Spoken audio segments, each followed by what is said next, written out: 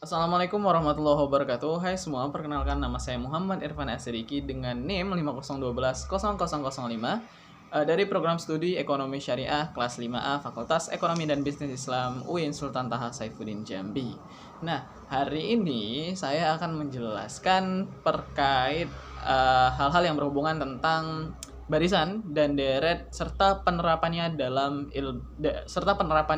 ekonomi, di mana selain itu saya juga akan membahas mengenai anuitas, di mana hal ini saya lakukan untuk memenuhi tugas learning journal dari mata kuliah matematika dan ekonomi keuangan. Ekonomi, matematika dan keuangan. Nah, mungkin langsung saja. Pertama kita akan bahas mengenai barisan dan deret serta penerapannya dalam ekonomi. Jadi, apa itu barisan? Jadi barisan itu merupakan suatu susunan bilangan yang tersusun berdasarkan urutan tertentu. Nah, barisan sendiri itu terbagi menjadi dua, yaitu barisan aritmatika dan yang kedua ialah barisan geometri. Jadi, barisan aritmatika ini adalah barisan yang mana itu jumlah nilai yang berurutan tersebut, atau jumlah bilangan yang berurutan tersebut, jumlah suku yang berurutan tersebut itu memiliki jumlah penambahan yang sama. Sementara kalau geometri itu jumlah suku yang berurutan tersebut nilai kelipatannya yang sama. Jadi perbedaannya terletak kalau di barisan aritmatika itu penambahannya itu sama. Jadi itu sama berdasarkan penambahan. Jadi kalau untuk yang geometri itu berdasarkan kelipatannya. Nah, sementara apa itu deret? Jadi deret itu merupakan jumlah bilangan yang berada dalam suatu barisan. Lalu bagaimana sih penerapan barisan dan deret ini dalam perekonomian? Jadi penerapannya dalam perekonomian itu biasanya terkait masalah penghitungan bunga, pinjaman, dan sewa, dan hal-hal semacam itulah pokoknya yang sama dengan hal itu. Nah, lalu pada dasarnya untuk menghitung pada dasarnya dalam materi pembahasan kita kali ini ialah kita akan membahas mengenai salah satu penerapan baris dan deret ini dalam salah satu penerapan perhitungan ekonomi, yaitu mengenai bunga. Jadi dalam penerapannya itu terbagi menjadi dua. Yang pertama adalah bunga majemuk. Yang pertama adalah bunga sederhana dan yang kedua ialah bunga majemuk. Jadi penerapan dalam bunga, jadi adapun bunga sederhana ini merupakan bunga yang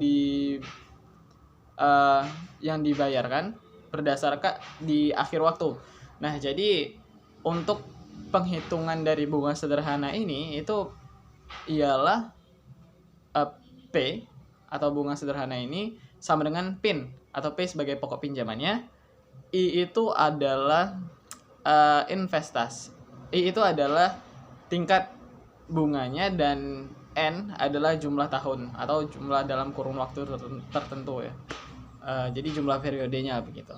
Selanjutnya ialah bunga majemuk. Jadi bunga majemuk ini adalah bentuk pengembangan dari bunga sederhana tadi, di mana bunga majemuk ini adalah bunga sederhana yang diinvestasikan kembali untuk mendapatkan bunga yang memiliki bunga juga. Jadi sebenarnya hampir sama, tapi pada dasarnya untuk penghitungan bunga majemuk ini sendiri terdapat pembagian lebih detail lagi, karena dalam bunga majemuk sendiri itu dapat dihitung berdasarkan tahunan, dapat dihitung berdasarkan semester. Semester itu dihitung 2 kali dalam 1 tahun.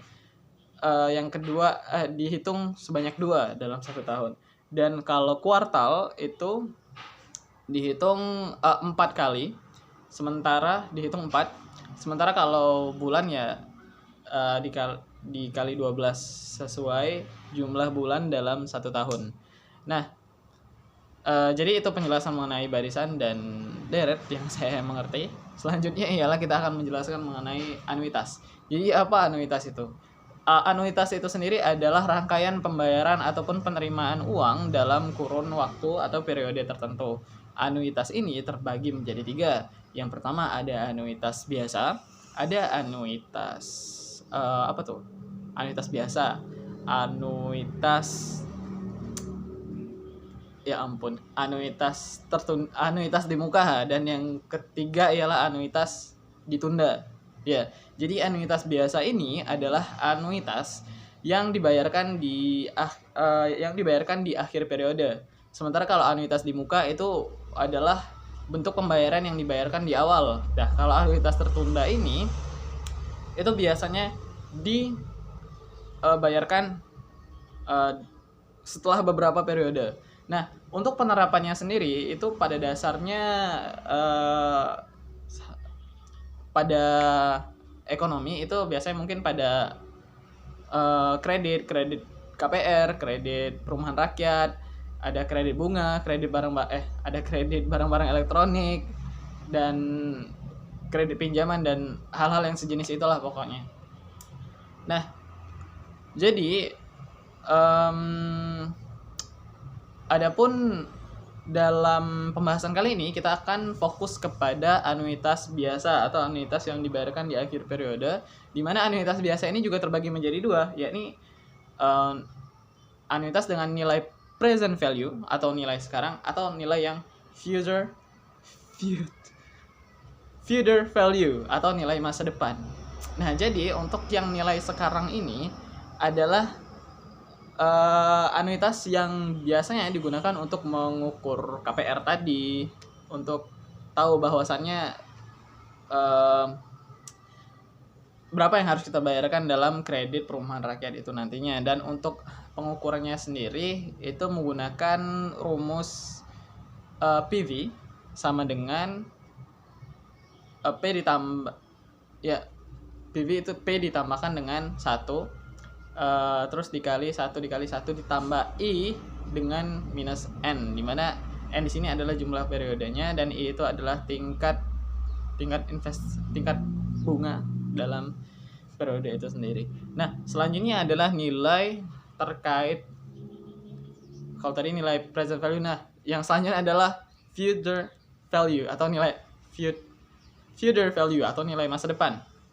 Nah, untuk nilai masa depan ini sendiri itu biasanya digunakan untuk mengetahui bahwasannya kalau kita nabung kedepannya kita bakal dapat berapa, atau misalkan kita mau mencapai tabungan kedepannya itu berapa, jadi mungkin untuk sekarang kita nabungnya berapa gitu untuk mencapai suatu nilai tertentu tabungan di masa depan.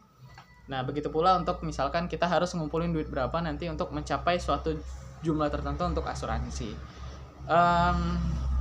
Sebenarnya untuk penghitungan dari future value ini juga nggak terlalu berbeda sama dengan present value untuk instrumen-instrumennya, tapi untuk susunan dalam rumusan tersendiri, maaf saya sedikit salah tadi untuk menyampaikan yang present value. Jadi itu bukan P yang awalnya, jadi I per P. Sama seperti future value ini, jadi rumusnya itu adalah FV atau future value sama dengan I per P itu dikalikan dengan 1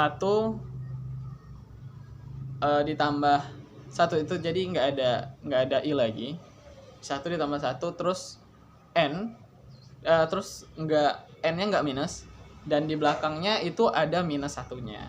Nah, jadi demikianlah yang dapat saya sampaikan terkait learning journal saya hari ini. Mohon maaf apabila saya mengalami banyak sekali kekurangan, kesalahan, ataupun hal-hal di luar konteks keilmuan yang saya sampaikan di sini.